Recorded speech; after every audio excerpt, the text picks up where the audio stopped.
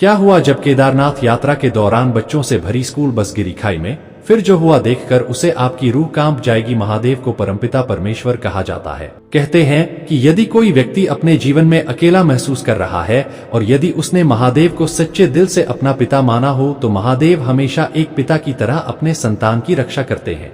आज की घटना 9 साल के बच्चे की है जिसने महादेव को अपने पिता से कम नहीं समझा। तो चलिए आज इस घटना की शुरुआत करते हैं, लेकिन उससे पहले महादेव की सभी सच्चे भक्त कमेंट बॉक्स में हर हर महादेव जरूर लिखें और ऐसी वीडियो और देखने के लिए इस चैनल को सब्सक्राइब करना मत भूलिएगा। हरिद्वार के एक छोटे से हॉस्टल में सूरज नाम का एक बच्चा रहता था।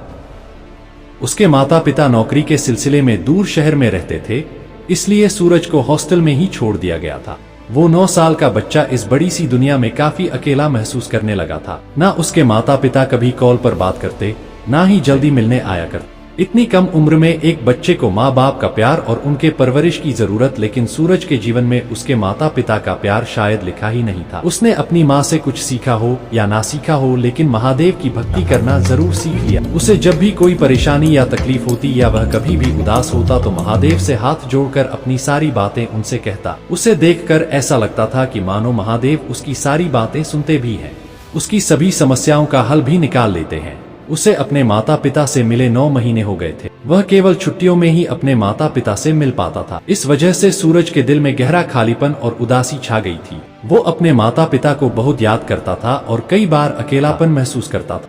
माता पिता से इतनी दूर रहने के कारण वह जब उनसे मिलता तो उसे बड़ा अनजान सा महसूस होता। वह छोटा सा बच्चा केवल 9 साल में ही इतना बड़ा हो चुका था कि उसके मस्तिष्क में अपने माता पिता के लिए लगाव धीरे धीरे खत्म होता जा रहा था। सूरज की इस उदासी और अकेलेपन में उसे सिर्फ एक ही सहारा मिलता था, महादेव की भक्ति। हरिद्वार के पवित्र वातावरण और गंगा नदी के किनारे उसे महादेव की ओर खींचते थे। वह नियमित रूप से मंदिर जाता था और महादेव से प्रार्थना करता था कि उसके माता पिता के साथ उसका समय अच्छा भी थे। धीरे धीरे महादेव की भक्ति उसके जीवन का एक महत्वपूर्ण हिस्सा बन गई थी। एक दिन हॉस्टल के प्रिंसिपल ने सभी बच्चों के सामने एक घोषणा की कि वो सभी को केदारनाथ की यात्रा पर ले जाएंगे। यह सुनकर सूरज बहुत खुश हुआ। उसके लिए यह मौका था कि महादेव के पवित्र धाम के दर्शन करने का। उसने तुरंत अपनी तैयारी शुरू कर दी और महादेव के आशीर्वाद की प्रार्थना करने लगा। देखते ही देखते आखिर वादी ना ही गया जब केदारनाथ यात्रा के लिए सभी बच्चे और शिक्षक निकलने वाले थे।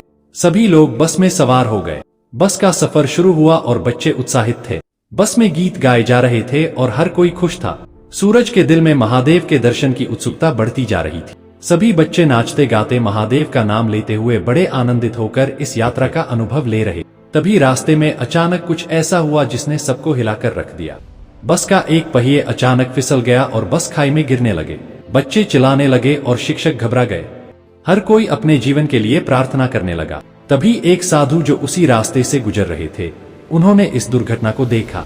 साधु ने तुरंत बस के पास जाकर अपने शक्ति का प्रयोग किया और बस को गिरने से रोक दिया।